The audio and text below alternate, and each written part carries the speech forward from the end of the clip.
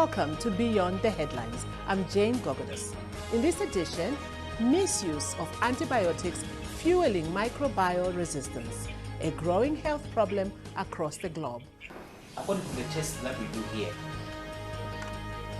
there is only one drug that is mostly working. There are drugs like, for example, here I have ciprofloxacin. It's almost always resistant. There is tetracycline. It's almost forgotten. It doesn't work. Chloramphenicol these days doesn't work. Amoxycline itself doesn't work. Once again, a warm welcome.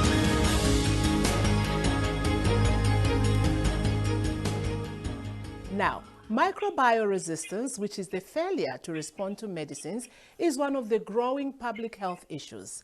Across the globe, there are over 300 million people who have developed some form of resistance to medicines. In Malawi, it is not known exactly as to how many people have developed microbial resistance, but medical experts fear the number is rising.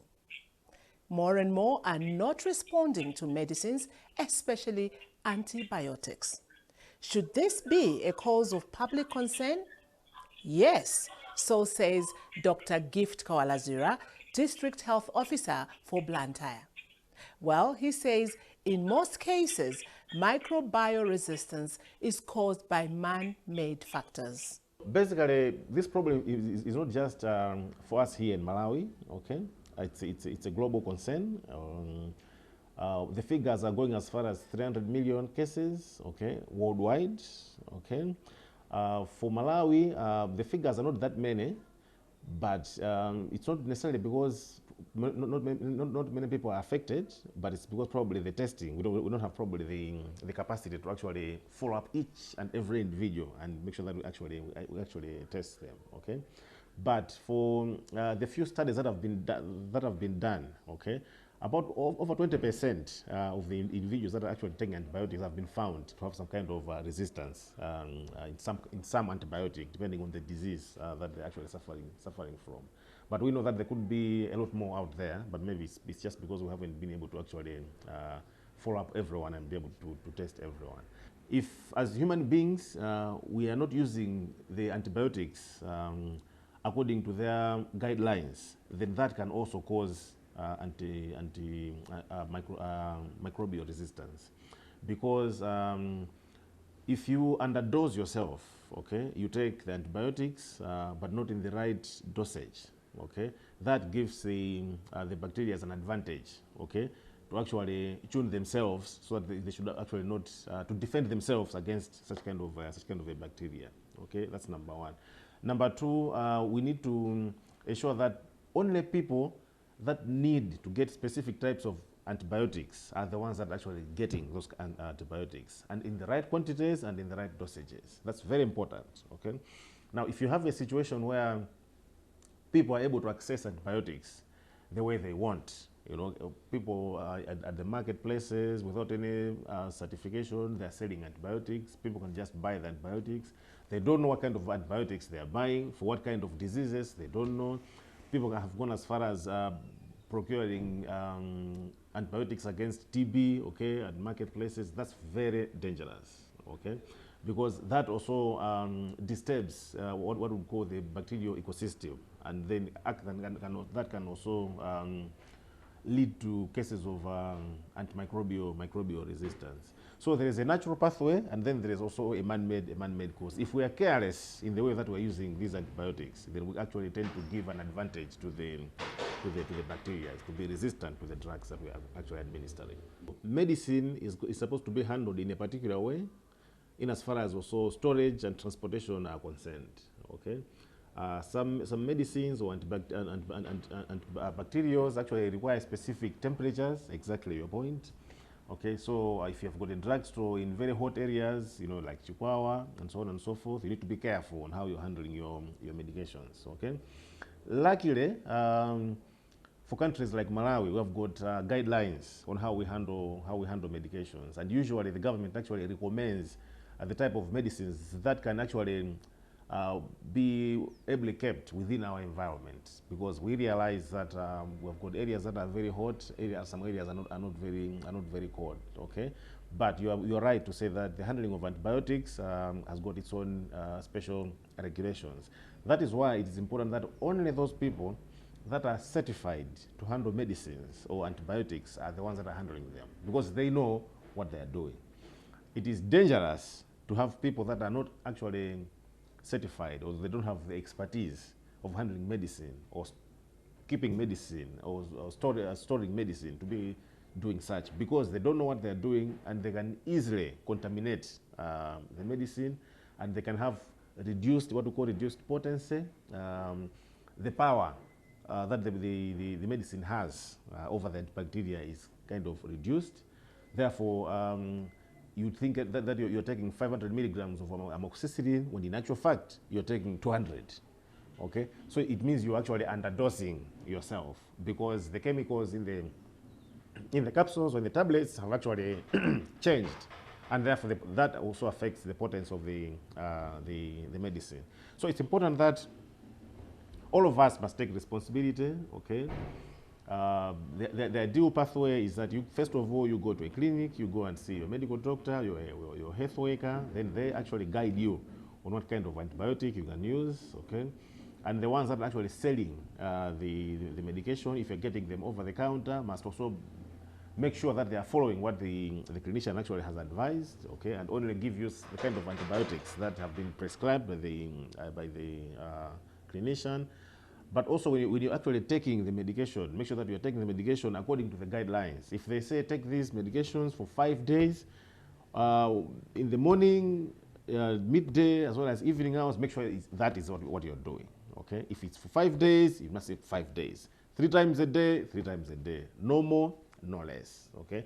That way, we can actually contain this problem of antimicrobial resistance. When we talk about microbial resistance, many of us in Malawi are well aware of multi-drug resistant TB, but medical practitioners and health experts fear other illnesses too are increasing resistance to antibiotics such as tetracycline and amoxicillin. They blame the trend on misuse of antibiotics, resulting from self-medication and failure to adhere to dosage instructions. When we feel ill, many of us play self-doctor, making self-prescriptions.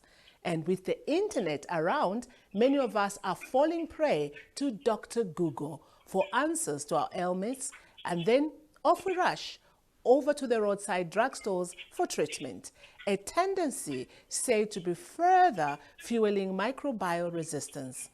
We talked more on the issue when we engaged Dr. Donwell Nchingula of Blantyre Diagnostic Laboratory, which carries out culture and sensitivity lab tests.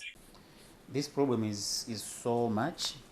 Today the world is facing this problem of drug resistance. It's not only antibiotics, other drugs, antifungals and antivirals, they are also becoming more resistant. This problem has been rampant over time, especially these days that people are misusing the antibiotics, people are misusing drugs. They are taking drugs that are not prescribed. This is causing the drug resistance. And the problem here, we find it so many times. It's not only blood, but we also culture stool, urine, also culture sometimes pus, sputum. When you do the resistance testing, or when you do we call it antibiotic sensitivity, the sensitivity testing to see which antibiotic somebody may take, we find a lot of resistance. There are other people that you find completely no antibiotic that is sensitive to their problem. So that means the doctors will just maybe use their knowledge to just give whatever they can give. But the laboratory, you find that it's so resistant. So it's a big problem today in the world. Well, it's a big problem. Maybe if you just give us a sample of the patients that would come over here wanting to be tested, say from 10, how many are resistant, so to say, just to give us a clear picture. I can give a percentage of maybe, like in this laboratory, maybe about 60% about 60% are resistant. Of course, we don't test only one antibiotic or one drug at a time. We test several of them. So you find that maybe out of 12 antibiotics that I've used, maybe only one is sensitive. Sometimes even that one is not fully sensitive. It's just, we call it intermediate. That means it's between sensitive and resistant. So that means that will give a lot of headache to the doctor in the way that the doctor will choose, the way the doctor, I can say, it will give tough time to the doctor to choose which antibiotic to give them, because most of them have been resistant. Apart from misusing the medication that people take, what is the major cause of this resistance? Mostly self-prescription. Somebody just feels fever. He runs and buys chloramphenicol. He runs and buys tetracycline. Somebody has just maybe sees pus coming from the wound. Instead of going to the hospital or go to the doctor or go to the lab for testing, just prescribe medication on their own. That is causing the drug resistance or the antibiotic resistance. Also, insufficient treatment. The antibiotics have to be taken within the prescribed period of time. For example, 3 times a day, 5 days. 3 times a day, 7 days. You find somebody is taking maybe once a day for only 4 days. Once a day for only 2 days. The organism itself or the bacteria itself becomes resistant because it's not fully treated. It's like you have started beating it, then you left it alive. The next time another antibiotic comes, it will realize that, oh, I know, I already know this one. Oh, and then it develops different genes altogether. It develops, or mutation, it mutates, and then escapes the power or the effectiveness or the effect of the antibiotic. As a result, somebody is not getting healed. That reminds me of people that are taking antiretroviral drugs. They are told that if they're taking their drugs at 6 o'clock, they have to make sure that exactly at 6 o'clock they're getting the drugs. Say, for instance, Yeah. you're also suffering other diseases, Yes, and you've been yes. told that you'll be getting the medicine in the morning, Yes. and perhaps in the afternoon. Yes. So in the morning, you choose to be getting closer to the lunchtime. Is there a danger in doing so? Very much so. There's a very big danger there. When they say take this medication at such a time all the time, it means they want to keep the drug at the same level. Now, if the drug is kept at the same level, it means its fighting effect will be effective. With time, the drug lowers because the body clears the drug out. Okay, the body will clear the drug or the antibiotic or whatever. Before the level starts dropping, at the same time, you have to take another one so that the level of the drug in the body Is or in the maintained. blood is maintained. So that we call steady state. So we want to maintain the steady state so that the drug doesn't go up or doesn't go down. If you delay to take the drug, it will go down. The level will go down, then its fighting effect will be lessened. If you take it before that time, that means you will increase it. The level will increase, which will become toxic to your body. And then you just have to maintain exactly what your doctor has told you. Maintain the level so that the fighting effect is maintained. And then it's effective to kill the bacteria. Who are more prone to developing resistance? Is it men or women? Is it children or adults? Anybody. As long as you are a human being and you are not following your doctor's instruction, resistance will develop in you. Sometimes you might transfer the resistant genes to the next generation of organisms or bacteria. So the next time the bacteria comes again into your body, you find it's already resistant. And then it will give problems to treat you. There is a tendency among some of us to refer to the internet. We go to Dr. Google. You suffer from something and then you Yes. just look at the symptoms. Oh, it's like this and this. And then you try to prescribe yourself medication and all that kind of thing. How dangerous is this? You are very right. People go for Google and then they just see whatever they read. Even if you are telling them, sometimes they go to the doctor for consultation. They actually tell the doctor what to do. I've already read, you just do this for me. The doctor will refuse because the doctors are well trained. They are trained. And when they are prescribed medication for you, they know what they are doing. Sometimes they might think to prescribe maybe antibiotics maybe 2 antibiotics for you so that they work in synergy. By synergy, they work together. They work synergetically. It's the way they are looking at you, the way they have examined you. If you just go for Google, you haven't been examined. But somebody has to examine you and see exactly how your body is working. If it is blood pressure, he has to see how high is the blood pressure or how low is the blood pressure. If it is like diabetes, they have to see how far or up or down your glucose is. So they have to test all those. After that, they make decisions depending on the findings that they have found, depending on the severity of your problem or depending on the outcome of what they have examined, and then they make that decision. So if you just go for Google, you are feeling headache, say, what causes headache? It tells you this. Which one will you know that is the cause of your problem? You will not know. But you have to go to the doctor, and the doctor will say, okay, let's do examination. He will do examination, physical examination, this and that, go to the lab will find out what the problem is, whether it's bacterial infection, whether it's viral infection, whether it's maybe like malaria, and maybe other parasites. Then the doctor will decide depending on what he has found out during the examination. And in our communities, we normally prescribe certain ailments with certain medication. So for instance, if you feel fever, Yes. they will tell you that's malaria. And most of the times, they will give you medication. Or some other times, people come and simply say, the way I'm feeling, Yeah. I will develop flu, I will develop fever. So let me take the medication before I develop fever. Your word on this? That is very dangerous, because you give yourself medication that will at the end kill you. One, you don't know the dosage. You just take it anyhow. By not knowing the dosage and just take it anyhow, that's one way of causing toxicity or drug resistance in your body. Two, you don't know exactly which one you take, because there are several, like antibiotics, they are different, so many antibiotics. There are others that are called broad spectrum that can work broadly and kill gram-negative bacteria and gram-positive bacteria and other bacteria. There are other antibiotics that are called single spectrum. Okay, so the single spectrum will only kill maybe gram-negative bacteria only, And leave the other. and leave the other one.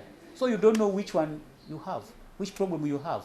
So the best is go to hospital, get examined, and then you'll be given the right thing, the exact thing that you deserve to be given.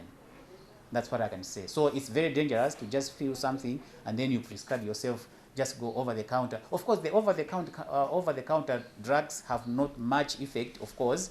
That's why you can see so many, drug stores around us.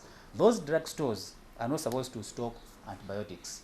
Antibiotics are supposed to be stocked by only trained pharmacists, okay, qualified pharmacists, qualified doctors, because they are the ones who can guide you on which one to take.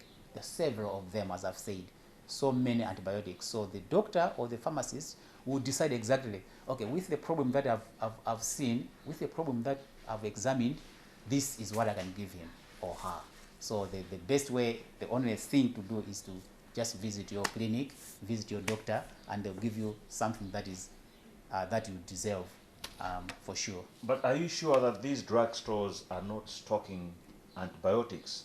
If I get to a drugstore, I wouldn't get, say for instance, amoxycline. I am doing research now. I'm studying at College of Medicine. I'm doing masters in antimicrobial. So you have just chosen the right person. So right now I'm doing research on that, and my findings will shock you. I have, of course, I have not presented it to the Senate to approve, but I can say it that most of the drug stores, Anyway, I have to be free to say it. Yes. Most drugs want to save life here. Yeah, most drug stores keep the antibiotics under their in their drawers. So when you go there and say, I want amoxicillin, they'll just open the drawer and then give it to you. If the drug poisons, what do we call it? The poisons. Pharmacy and Poisons. Pharmacy and Poisons Board. Yes. If they were to go into the drug stores, most of these drug stores, they would close them, because they will definitely find the antibiotics hidden somewhere. They are stocking them, but they are not supposed to stock them because they are not qualified pharmacists, they are not qualified doctors. So antibiotics are very, very dangerous to our body. They can cause resistance, and next time you get sick or next time you have bacteria in your body, no antibiotic will heal you and you definitely die. So that's very dangerous. It's unlike the painkillers, which you can just take anyhow and then treat yourself. But for the antibiotics and other drugs, they are very, very dangerous, that people have to be very careful of them. Do you have any specific antibiotic that people are getting more resistant to? According to the tests that we do here, There is only one drug that is mostly working. There are drugs like, for example, here I have ciprofloxacin. It's almost always resistant. There is tetracycline. It's almost forgotten. It doesn't work. Chloramphenicol these days doesn't work. Amoxycline itself doesn't work.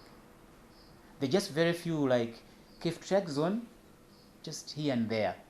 A few, we find few sensitive samples to ceftriaxone.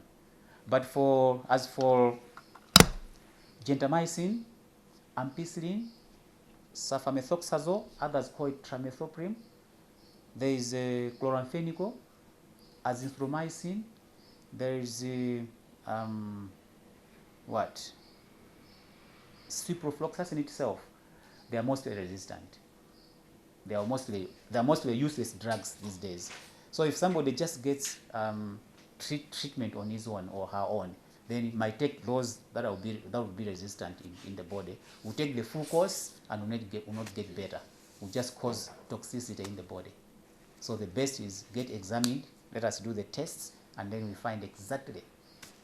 You've just said about, you've just referred to gentamicin, which is basically abused by most men. Yes. When they get the Sexually, STIs, yes, sexually they just transmitted. decide, no, I can't go to the hospital, and because this would, I'll end up being exposed either to my partner and all that kind of Yes, thing. So let me yes, just yes, treat yes. myself. Without anybody knowing.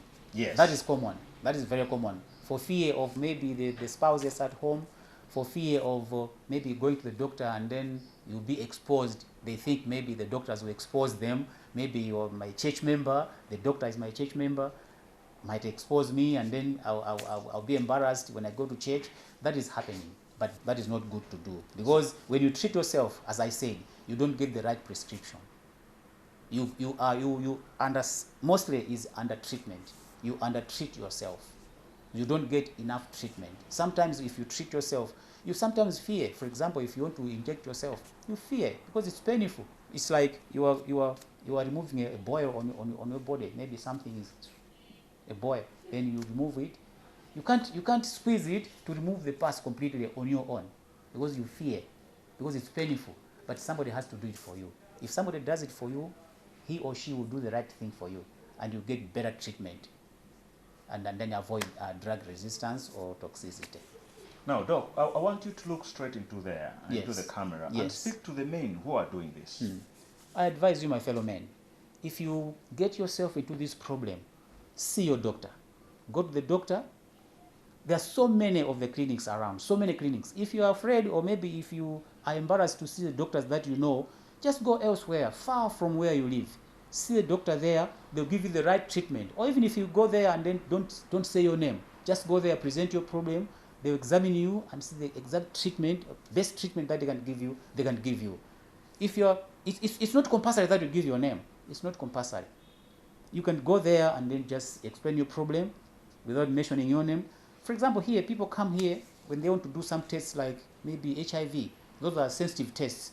We ask them, should I write your name or just blank, or just Mr. A, Miss B? They prefer what they want. They say, okay, write my name, is okay. It's transparent. No, don't write my name.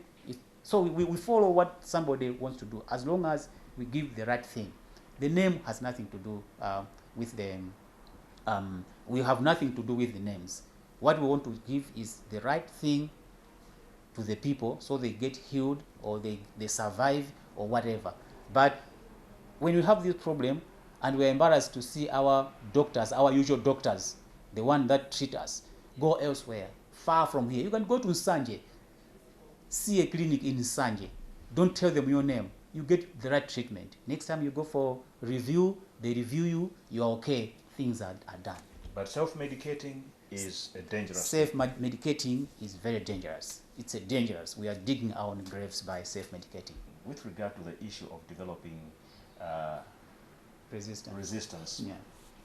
there are some school of thoughts that this is basically perpetuated by the foods that we're eating.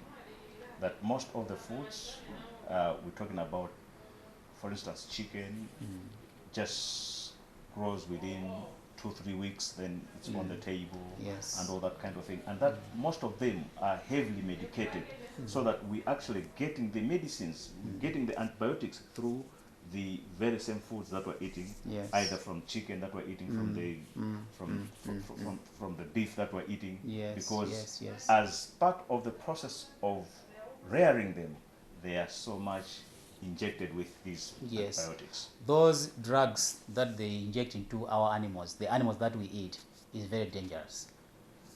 There's an instruction on the vial or on the ampule, medication ampule, or drug ampule, or drug vial, or drug bottle. They write there, if it is a cow, spend so many days before you slaughter it for eating. So everybody who is injecting those drugs into the animals has to abide or has to follow those instructions. But because of money these days, people want to make money so quickly. They want to make more money within a relatively short time. So they just inject them anything. They give them anything to grow fast, to lay more eggs, to grow big or to grow fat, so they can make so many kilograms and make money. That's another problem. There's no faithfulness in that. Because they are rushing to get more money, they just inject anything. That is very dangerous. I want to advise those who are doing animal farming that practice is not good, because the medication that is in the animal, the antibiotic that has been injected in the animal, if the number of days for clearance is not over, then I'm going to eat that same antibiotic. I'm going to take that same drug into my body. And without me actually physically taking the drug and use it myself, I'm taking the drug through eggs, through beef, through chicken. So that will also help build resistance in me. So the next time... Dr. Donwell Nchingula of Blantyre Diagnostic Laboratory. Well, what do you think about the subject? What should we do to prevent ourselves from developing microbial resistance? We would be so glad to hear from you on this and any other story that we carry. Drop your comments on NBC Facebook page and on the number that is scrolling below. I'm Jane Gogodas. Thanks for watching and see you again next week.